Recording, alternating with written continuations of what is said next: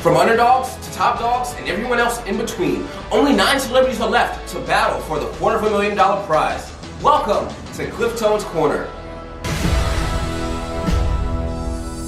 Good evening, I'm Cliff Tone. It's currently day 17 in Celebrity Big Brother house, and we're all waiting for Saturday's eviction. But in the meantime, this is technically the halfway point in the game. Well, in the game for my videos, the halfway point is around day 14. We'll get there. But this is my halfway point. I'm halfway through this season. This is my 4th video.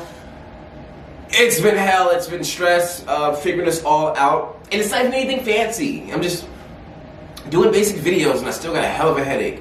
But this video will be about the halfway point in the game. We've been through a lot. The game has been pretty hard and fast since day 1. The alliances, the wins, the losses, the twists. Ugh. And America's vote. We'll talk about it here in this video.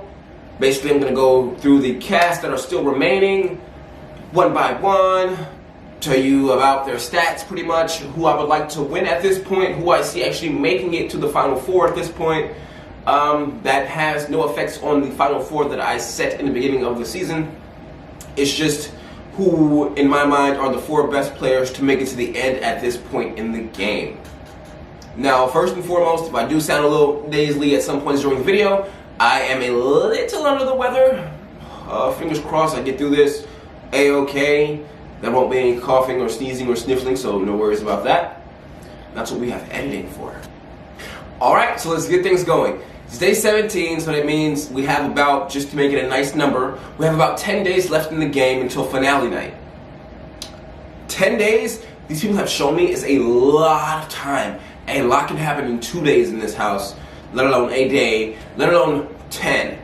So I'm very anxious, very excited to see how the rest of this game plays out. Fingers crossed, fingers crossed, fingers crossed. I don't recall anything being said about it for this upcoming eviction, but I really hope that the next round, I'm hoping that the next eviction after tomorrow's eviction isn't going to be another week away, because that would make no sense to me.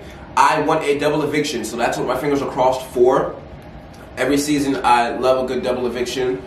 Regular Big Brother, I love it when we get 2 of those bad boys.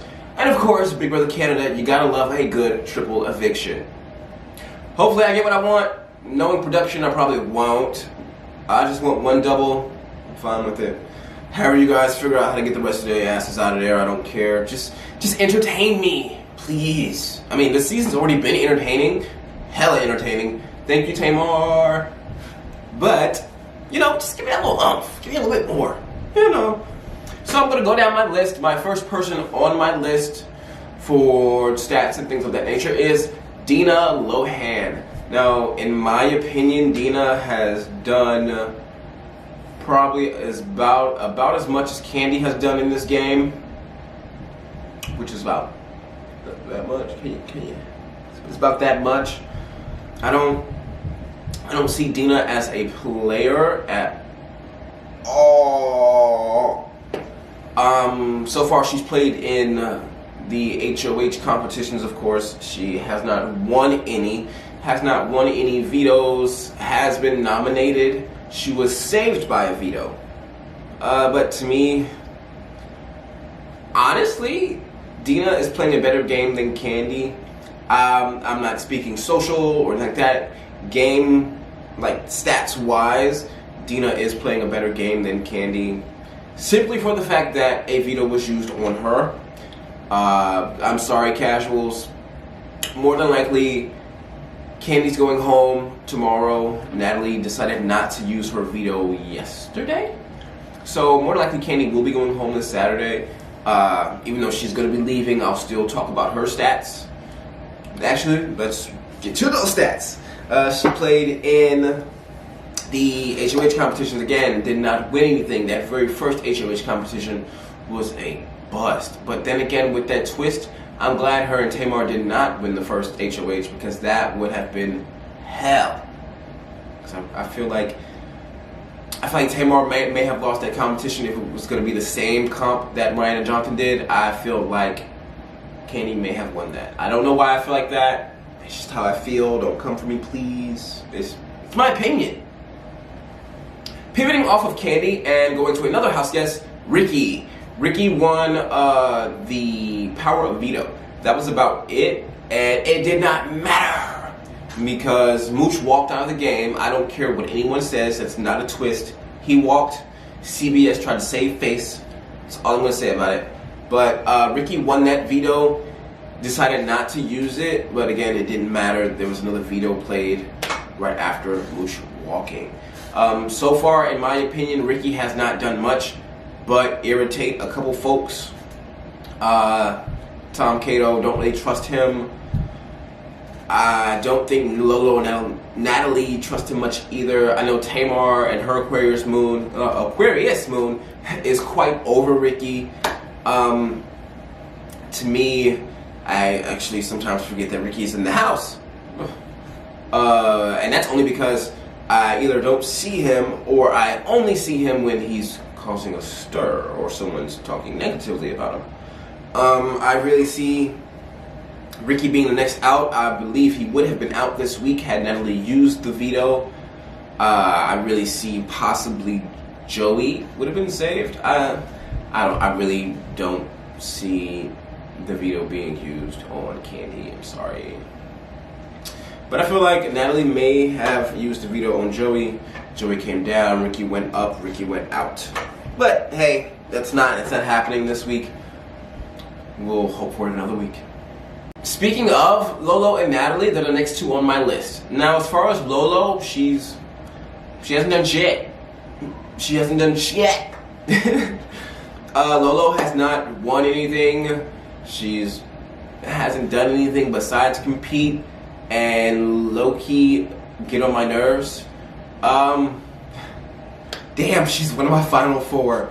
But the fact that she argues with Tamar, I mean, that relationship still confuses the hell out of me because it's like, yeah, you guys want to cut each other's throats this day and then 10 seconds later, everything's okay. But I guess that is the Big Brother house. That's what it does to you. It makes you all kinds of mental.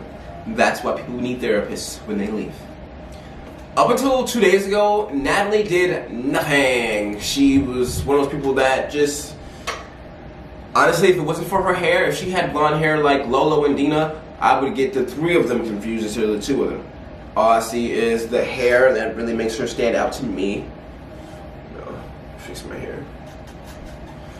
But that's really it. That's the only standout. 2 days ago, Natalie won the veto, as I had spoke on earlier. Did not use the veto. I'm not sure what Natalie is doing with her game. I know her and Lolo, they're low-key destined to make it to Final 2. If they play correctly, they're destined to make it to Final 2. Being that Tom and Cato, and I'll touch on them later, but they, in my opinion, are/were a Final 2 that was going to make it to Final 2. But their game now is getting kind of choppy. Their next target was Ricky or Joey, I believe.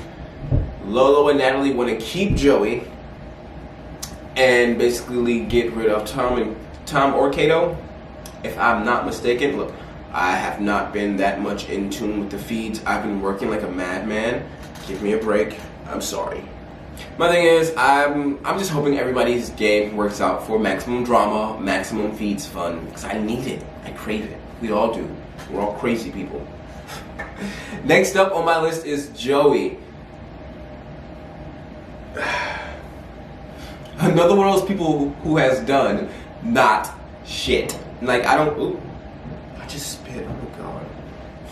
But that's another person, in my opinion, that has not done much in the game at all. He's groomed. He's made bromances, which are gone now. So Joey's this lone wolf trying to stay in the game. Tom and Cato are on his ass. They want him out. Since we're talking about Tom and Cato so much, guess what? They're next. First off, they, even separately and combined, they have done the most in this game so far. The most. They are, out of the final twos, you know, Tom, it's pretty much the guys versus the girls. Tom and Cato over here, Lolo and Natalie over here. They're the stronger duo. All together. You know what? Go ahead and pick this up too. Altogether, they have 2 HOHs and 2 vetoes. Technically, other than Natalie and Ricky, players still in the game. So yeah, other than Natalie and Ricky, they are the only people that did something.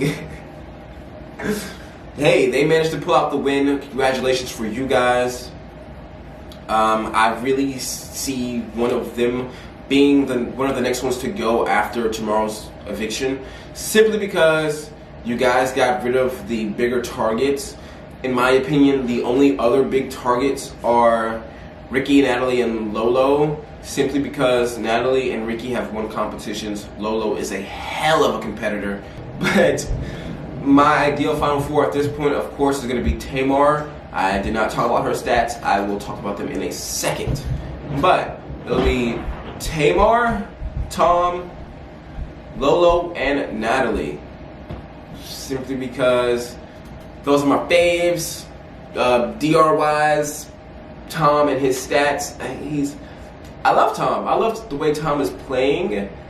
I no longer want Tom to play with Kato.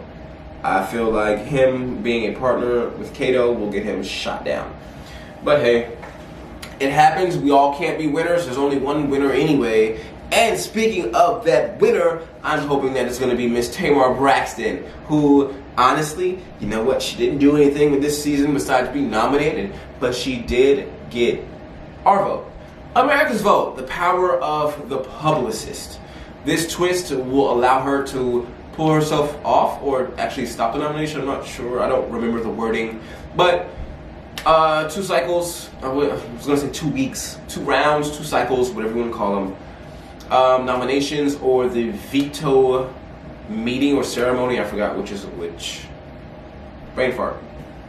But in my opinion, I couldn't be more proud of us as a community, Twitter community, because I know good and well it was us. It wasn't the casuals.